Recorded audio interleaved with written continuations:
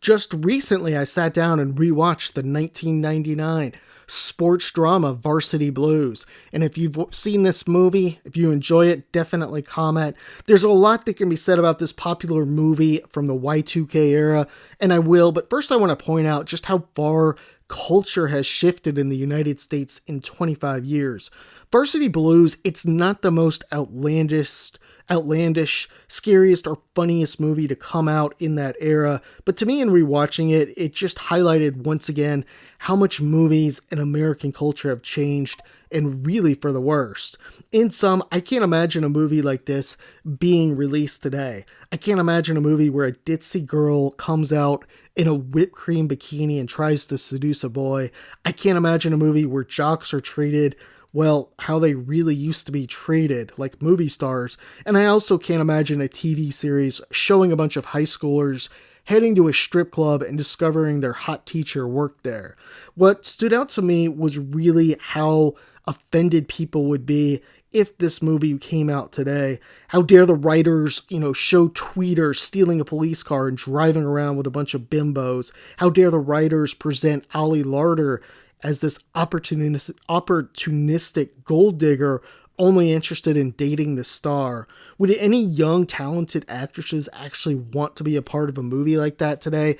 I surely don't think so, but Varsity Blues was definitely, it's still a good watch. It's still got good humor and drama in it. Now, recently in 2025, the 1999 teen comedy, which came out in the same year, American Pie, it was shown by Vice to a group of Gen Zers to gauge their feedback. Now, the comments from the teenagers were things like deeply disturbing, offensive, and bordering on incel attitudes. What is incel? What does that even mean?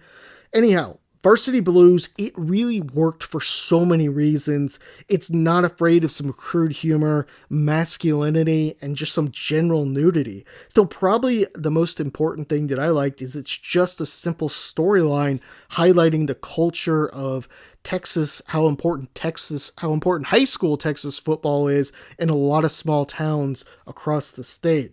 Varsity Blues showcases this with really some terrific actors and actresses of that era, like Ollie Larder, Paul Walker, Amy Smart, John Voight, and main character James Vandermeek.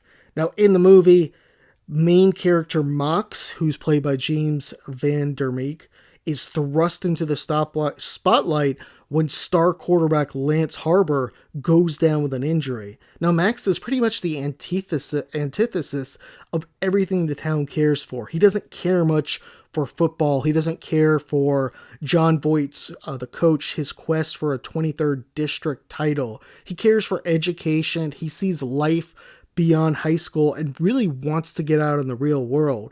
Yet under pressure from his father and others, he plays football for the Coyotes, backing up Lance and also dating Lance's sister, played by Amy Smart. Now, as Lance goes down, Mox steps up and becomes the star. John Voight, not far from doing Anaconda, is well cast as the evil coach and does really a superb job in this film. He's just a great bad guy. Mox becomes the star of the town, and for a brief time really starts to become what he really never wanted.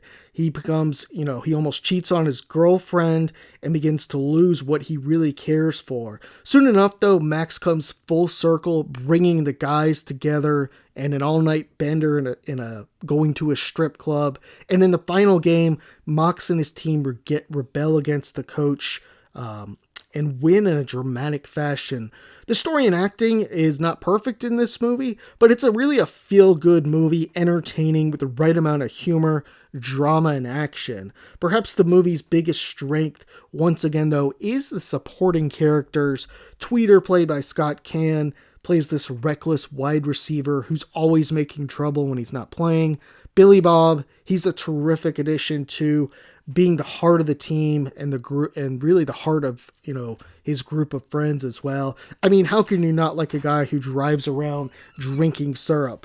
Amy Smart plays the supportive girlfriend to Max and Paul Walker, and before he becomes famous, with the Fast and Furious. Now, Amy Smart plays the supportive girlfriend to Mox, and Paul Walker plays Lance Harbor, and this is before he became famous with the Fast and Furious.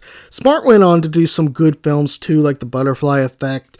Ollie Larder is solid as Lance's girlfriend, and even Jesse Plemons from Breaking Bad is in the movie too, albeit he has like 2 lines and he's like 13 or something in this movie. Now, while much of the film centers around the culture of the town, there's really some kind of other themes in this movie too.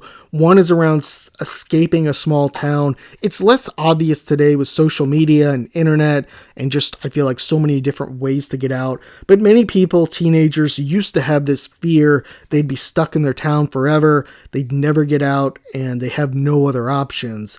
The other I think is true. The other thing I think is a kind of a theme is the future. It's not obvious, but too often people get caught up with their present circumstances and don't focus on where they might be in just a year or so. Many of the older dads, they're stuck in the past in this film, reliving their glory days, and were never able to really move on past high school football. Mox has gotten into Brown and is ready to leave West Cannon High in Texas. That's a fictional town where the movie's set, in the dust. In general, this was a fun movie to rewatch. I would surely recommend rewatching this if you watched it before. If not, definitely give it a view.